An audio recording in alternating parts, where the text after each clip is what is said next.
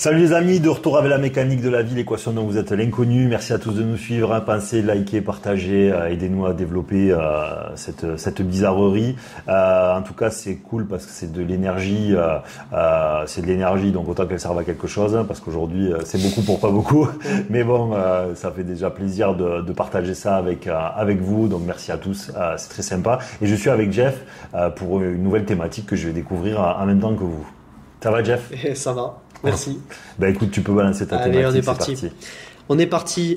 J'aurais aimé t'interroger aujourd'hui sur la parabole des talents, qui est justement dans la Bible. Donc, ouais, tu veux que je la rappelle? Ouais, si tu peux nous l'expliciter. Alors c'est une de celles que je connais. Alors pas par cœur, si je fais une erreur, vous me pardonnerez. C'est un serviteur, enfin c'est un maître qui doit partir. Il me semble que c'est ça. Et donc il a 3 serviteurs. Et donc à chacun il laisse un talent qui est une pièce d'or, il me semble. Donc il en laisse 3 à un de ses serviteurs, 2 à un autre et un au dernier. Et donc l'histoire c'est que celui qui en a 3 les investit et finalement je crois qu'il revient avec 6. Je me trompe peut-être, mais c'est l'idée, il multiplie. Le deuxième revient en multipliant aussi, et celui à qui il n'en a qu'un, lui il l'enterre. Voilà. Et donc la parabole des talents et celle-ci, voilà. Et donc elle est soumise à interprétation comme toutes les paraboles, et c'est ça qui est intéressant. Et donc c'est là-dessus apparemment que tu voudrais qu'on discute. Donc je pense qu'il y a des questions pour donc il y a la fin de la parabole aussi qui compte assez.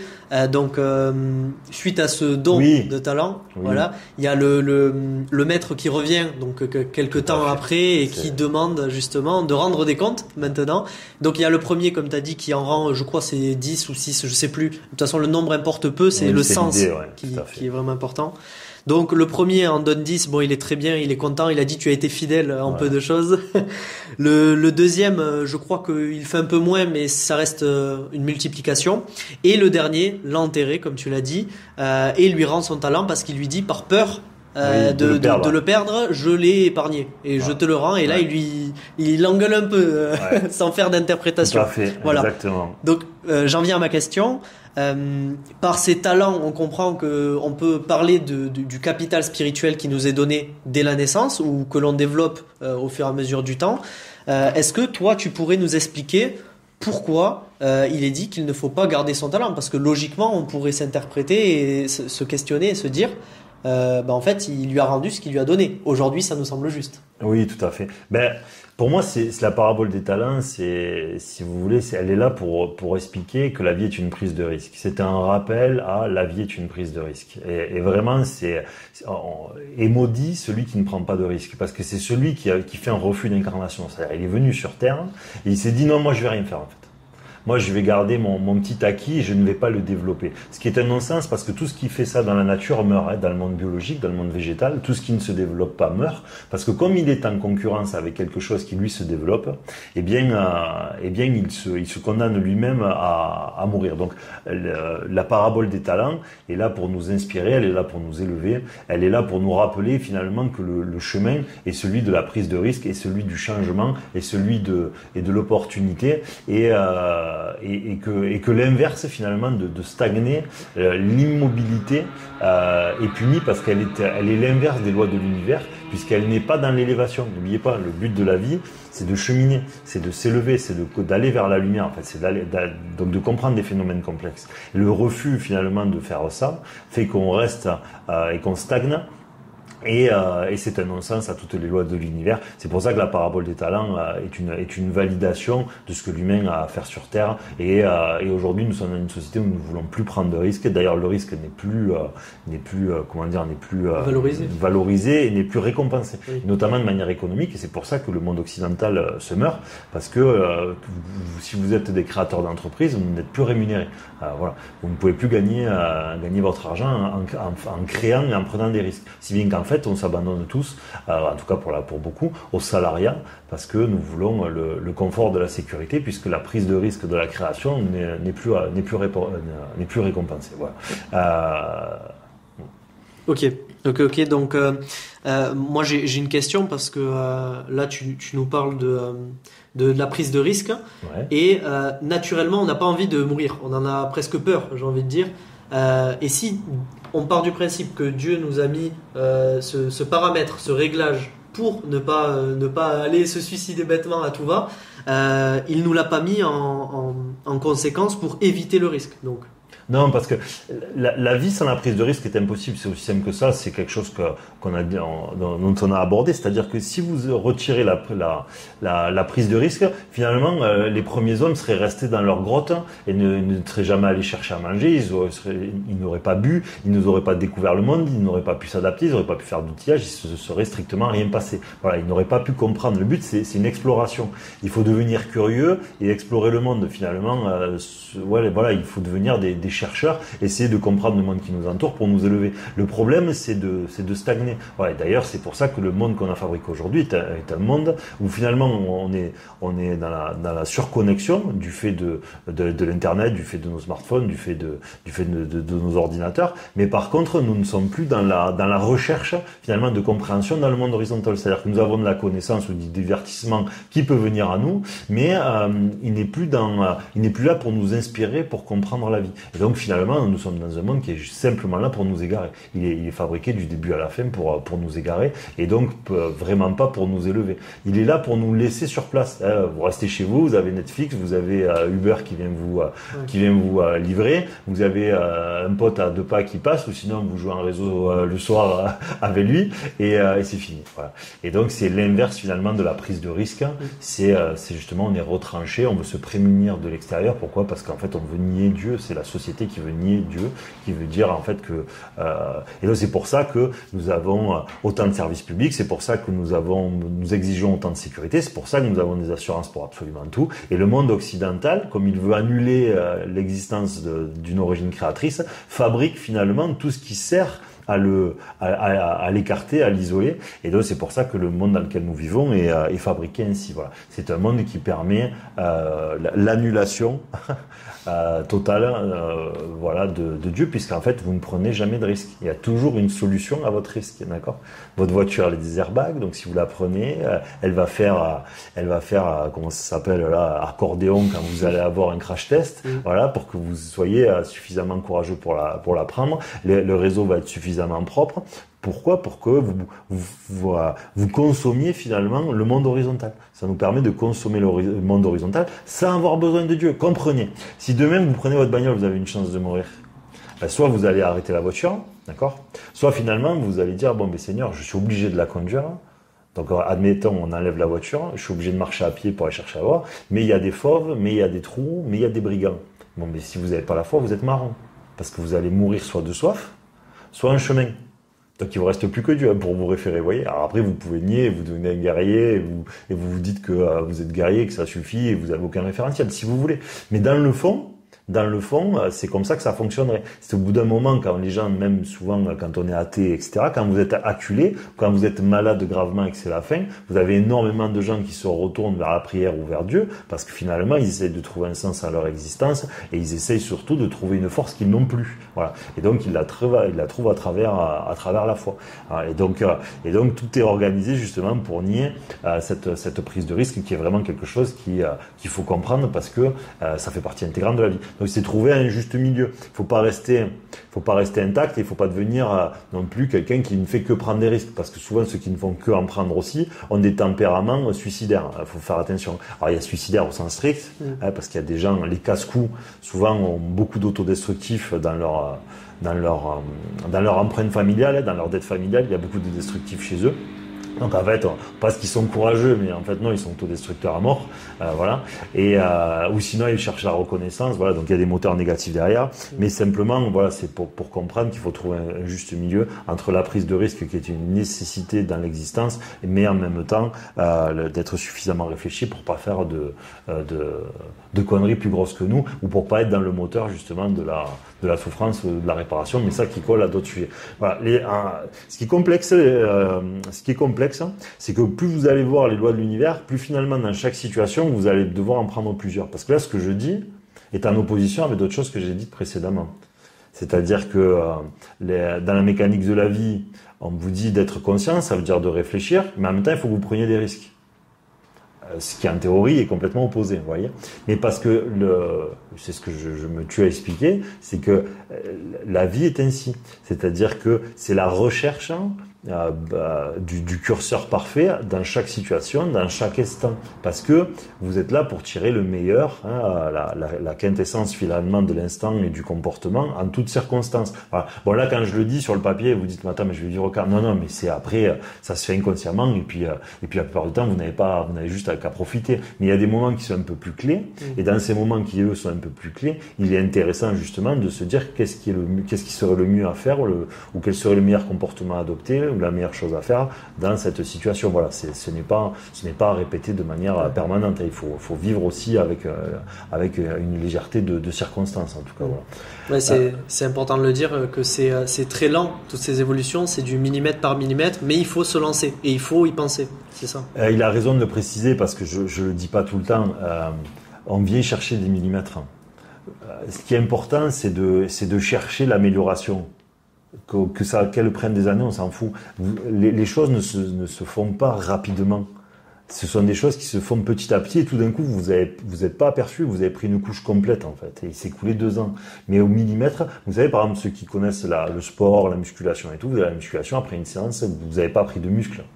Visuellement, au pire, vous êtes un peu congestionné, c'est-à-dire vos muscles sont encore gorgés de la séance, mais vous n'avez pas pris de muscle. Donc c'est quelque chose de très lent. Donc finalement, pour prendre 1 cm de tour de bras, vous allez peut-être y aller 100 fois. Donc 100 fois 1 cm divisé par 100, ça fait pas beaucoup. Donc ça veut dire que c'est pas perfectible à l'œil à chaque fois que vous y allez. Et pourtant, vous y allez parce que vous savez que dans le futur, ça va gonfler. Il faudrait avoir cette même démarche vis-à-vis de l'évolution personnelle et spirituelle. Et ce qui va jouer, en fait, par exemple, dans l'exemple que tu as donné du muscle, c'est l'intensité de la séance, le nombre de séances que je vais faire. C'est-à-dire que forcément, je peux mettre beaucoup d'intensité à vouloir évoluer, à trouver la vérité, etc., etc.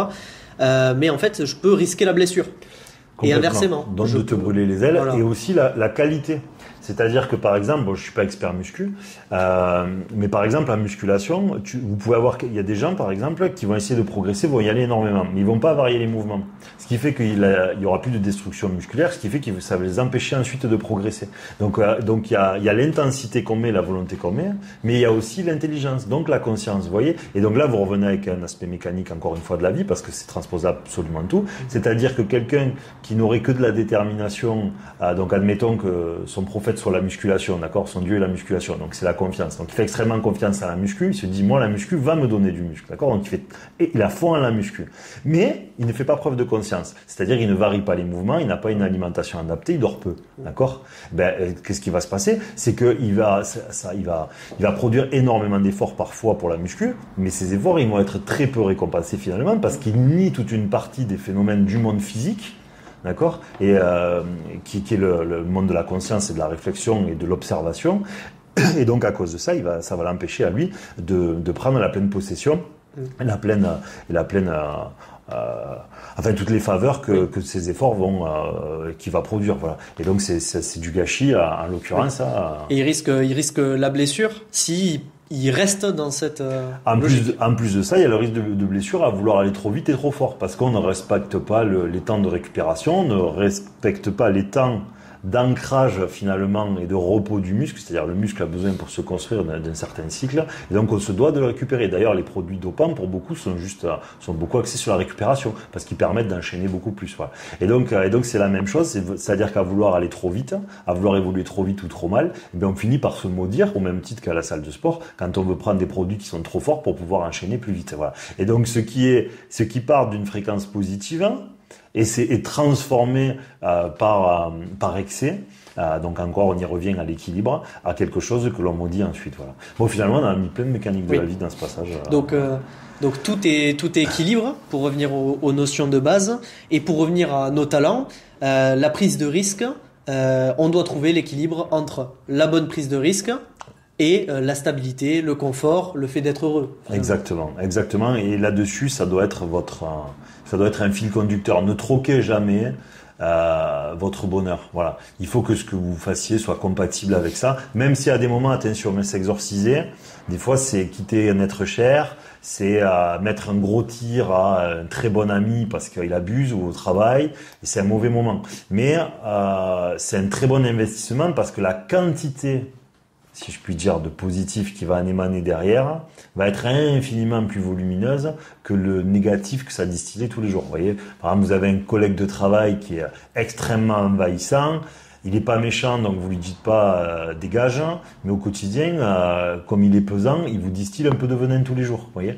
Et comme vous êtes gentil, vous voulez pas le vexer, vous vous taisez. Mais à la fin, il vous contamine, vous voyez, alors qu'il veut pas mal faire. Donc vous êtes obligé normalement par volonté de vous exorciser de lui, de faire une chose ou une autre pour le mettre à jour et que ça change. Ce qui veut pas dire forcément être méchant, mais il faut l'expliquer que ça ne vous convient pas. Voilà. Et s'il comprend pas, vous augmentez le taux. Voilà. Donc ça c'est très très important pour être fidèle à vous-même et pour pas ouvrir la vanne de l'auto destruction lente, voilà, si je puis dire. Voilà. Donc il y a des moments où ça va être pas agréable, évidemment. Hein, donc, Ce qui est sympa aussi sur cette chaîne mécanique de la vie, c'est qu'on peut se baser sur des observations, sur les tiennes en l'occurrence, et alors sur les miennes dans ce cas, j'ai observé que tout le monde peut l'observer, qu'aujourd'hui la société elle est dans ce confort, dans cette substitution, voilà, c'est incroyable. Demain, je veux commander 10 steaks hachés, je les ai chez moi, quoi. Il y a aucun souci. Carrément. À la préhistoire, c'était pas la même histoire justement. Donc, est-ce qu'il n'y a pas une forme de rééquilibrage entre toutes ces années où l'homme n'a rien eu, a été dans la galère, et aujourd'hui, un nouveau paradigme, en fait. Bien sûr, parce que c'est la pyramide de Maslow. Plus vous allez être haut dans la pyramide de votre naissance, plus finalement il n'y a plus qu'une étape au-dessus, je crois que c'est l'accomplissement personnel de souvenirs. Donc le problème de l'humain, c'est qu'il devient dans l'incapacité de rationaliser finalement l'importance de tout ce qui est en dessous de l'accomplissement personnel, qui est être reconnaissant et contemplatif de pouvoir manger, reconnaissant et contemplatif de pouvoir boire, reconnaissant et contemplatif d'avoir un foyer, reconnaissant et contemplatif d'avoir des amitiés, des interactions. Donc finalement, il ne reste plus qu'un truc quand vous naissez en Occident, à des rares exceptions près bien sûr, c'est que vous arrivez et vous voulez directement l'accomplissement personnel, ce qui fait que nous sommes dans une recherche perpétuelle d'émotions. Parce que l'accomplissement personnel, c'est je veux du bonheur, je veux du bonheur, je veux du bonheur.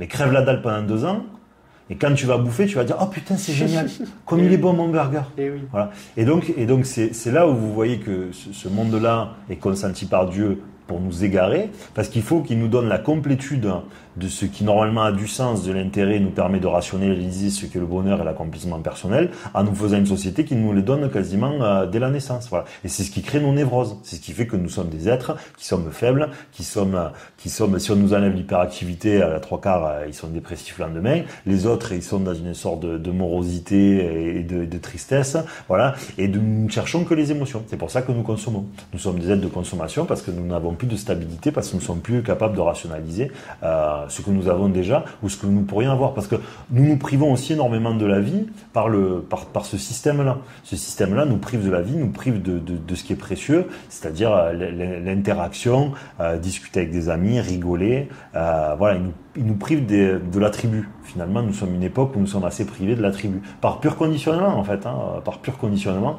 Très souvent, on a beaucoup plus le choix que ce qu'on imagine en l'occurrence. Mais ça passe aussi par des fois des efforts. Avoir des niveaux de vie plus simples. Et ne pas hésiter à aller dans des endroits qui financièrement nous étrangle moins. Voilà, il faut avoir aussi le courage d'aller chercher une vie où il y a un peu plus de liberté dans le quotidien qu'elle a à nous offrir, quoi, clairement. Ouais. Ok. Je sais pas, on était bon. C'est très bien par rapport.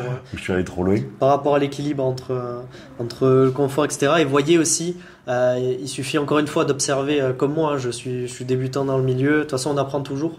Mais il suffit d'observer et en fait, on voit tous les paradigmes que Dieu peut donner à une période donnée. Justement, c'est-à-dire qu'aujourd'hui, on a tous ces paradigmes qui n'auraient pas pu être possibles si on n'était pas sorti de la grotte, si on n'avait pas fait X ou Y. Et moi, ça me fait penser à l'exemple de l'arbre de vie. Aujourd'hui, par rapport à la pyramide de Maslow. Aujourd'hui, on regarde les branches et les feuilles, mais on se contrefout du tronc et des racines. Tout à fait. Donc forcément, si on arrache la branche de l'arbre ne tient plus. Complètement. Et bon, on l'a dit 100 fois, mais je le redis parce qu'il y a des gens qui n'écoutent pas toutes les vidéos et puis il faut le rabâcher sans cesse parce qu'on l'oublie tous. N'oubliez pas, cette société est très intéressante d'un point de vue de Dieu. Elle est un niveau de jeu.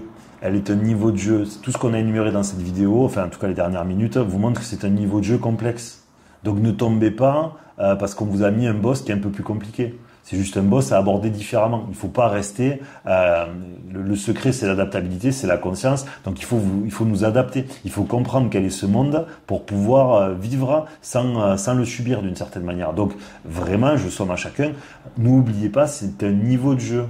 Ceux qui nous gouvernent, ce qu'on appelle le système, le modèle économique, l'internet, tout ça, c'est quelque chose qui permet de nous égarer. C'est fabriqué pour ça. C'est pour nous éloigner de ce qu'on a à faire sur Terre. D'accord ? C'est une tentation. Ce sont des micro-tentateurs de partout. Voilà, donc ne tombez pas dans le panneau et ne restez pas accrochés à ça. Vraiment, c'est le plus important. C'est pour ça j'essaie d'expliquer ça de manière à la mécanique de la vie, la plus logique et rationnelle qui soit, pour que vous voyez que derrière, en fait, il y a un intérêt, il y a une logique qui est cachée, qui est la logique de tester les hommes. Vous êtes dans un test, voilà, Dieu est là pour nous tester, pour voir comment nous allons nous comporter. Donc je le dis et je le redis, ne perdez pas une vie entière à crier à l'injustice. Bien sûr que le monde est atrocement injuste, évidemment. Vous allez être renvoyé sur Terre pour être éprouvé. Vous n'êtes pas renvoyé sur Terre pour faire de la pirogue toute la journée, voilà, avec vos collègues et boire des coups. De toute façon, un bon entraîneur, s'il se fout pas totalement de son athlète, il lui envoie des épreuves. Et il va vous faire aller de plus en plus dans le dur. Il va vous faire aller au maximum de ce qu'il peut vous faire aller. Il va vous faire monter des escaliers toute la journée, alors que vous, votre sport, c'est le badminton. Voilà. Mais il veut que vous soyez réactif sur les appuis bas. Voilà. Je dis ça, ça fiche trop marrer. Mais ça me paraît tout à fait plausible. Voilà. Donc vraiment garder ce truc-là à l'esprit, parce qu'il y a beaucoup de gens qui nous suivent aujourd'hui à une époque où on s'insurge énormément socialement, politiquement, et il y a de quoi. Hein. La question elle n'est pas là, c'est pas moi qu'il faudrait le dire. Hein. D'accord, un pays comme la France, vous avez 150% de dette, vous allez au supermarché avec 50 €, vous partez avec de merde. Évidemment que c'est la galère. Voilà, évidemment que vous vivez pas les temps les plus reluisants. Mais c'est normal. Vous essorez, vous triez le troupeau pour voir qui c'est qui va comprendre, qui c'est qui va s'adapter, qui c'est qui va rationaliser, qui c'est qui va... Voilà. Donc il faut que ce soit de plus en plus difficile parce que il faut trier le blé de l'ivraie, je crois que c'est ça. Non, je sais plus. Voilà, j'ai un doute. On a fait le tour de ça. Bien, merci. Allez, génial. Les amis, merci de nous avoir suivis. Vraiment, soyez sympas. Commentaires, des pouces, des likes, des abonnés, partagez. Je pensais pas dire ça un jour dans ma vie parce que ça fait tellement la colère, mais il y a que ça, je vous le dis à chaque fois. Donc voilà, on compte sur vous. Merci de votre participation, merci de nous suivre. Je le dis quand même à ceux qui suivent pas forcément. Nous sommes au quotidien. Si vous voulez savoir les annonces des prochains lives et tout, c'est sur Instagram, hein, le quotidien. Voilà, même si on l'anime peu, mais voilà. Et on va faire un nouveau truc. Par contre, il va y avoir plus de vidéos sur Insta. C'est des formats que j'aime peu, dans le sens où le problème, c'est que quand vous expliquez quelque chose en 2 minutes, vous expliquez ce que vous croyez. Vous expliquez pas ce que vous pensez. Et ça, c'est quelque chose qui est contre nature pour moi, mais je vais essayer de faire un petit effort de trouver un compromis pour que des fois les questions que vous envoyez notamment méritent pas d'être traitées sur des formats un petit peu plus longs, elles méritent d'être traitées en quelques minutes. Et donc je pense qu'on va se servir de ça. Alors ça sera pas du short, hein, ça va pas faire 30 secondes, rêvez pas, parce que dès que des conclusions, ça fait religieux, après c'est affreux. Il faut expliquer pourquoi on pense quelque chose, il faut faire une démonstration, sinon ça n'a aucun sens. C'est à la portée de tous, une opinion est à la portée de tous, une démonstration est à la portée de ceux qui ont bien réfléchi normalement, et donc on essaye d'amener quelque chose qui est étayé. Donc il y aura ce nouveau format, donc je vous le redis, mécanique de la vie, donc sur Instagram plutôt au quotidien, il y a Facebook un petit peu, mais voilà, normalement c'est vraiment sur Insta, TikTok également. Sur YouTube, vous avez ces vidéos et le contenu audio de ces vidéos est à retrouver en podcast, principalement sur Spotify, c'est là où il y a le plus de monde, mais vous les avez aussi sur Audible, vous les avez sur Deezer, vous les avez ailleurs. Et on va essayer, un de ces quatre, je vais réessayer de faire Apple, mais à chaque fois ça fonctionnait pas. Donc le seul podcast sur lequel ça n'était pas dans les principaux, c'était Apple. Et mais bon, il faudra réessayer. Je vous le redis aussi, désolé. Quand vous voulez nous contacter, plutôt sur Instagram, vous écrivez un message parce que ça permet de faire des vocaux. Quand on envoie des emails et tout, moi je déteste écrire, ça me perpète. Et puis si vous voulez, dans le volume, ça prend trop de temps au quotidien. Voilà, mine de rien, on reçoit quand même des questions. Quand vous voulez répondre franchement, ça prend un peu de temps, vous faites pas ça en 20 secondes, donc ça demande de la logistique, et d'avoir la possibilité de faire des vocaux permet, quand je conduis de répondre, permet, quand j'ai promené un chien de répondre, ou je ne sais quoi, vous voyez. Enfin voilà. Merci à tous, merci à toi de préparer à chaque fois toutes ces questions, et à très bientôt les amis sur la mécanique de la vie.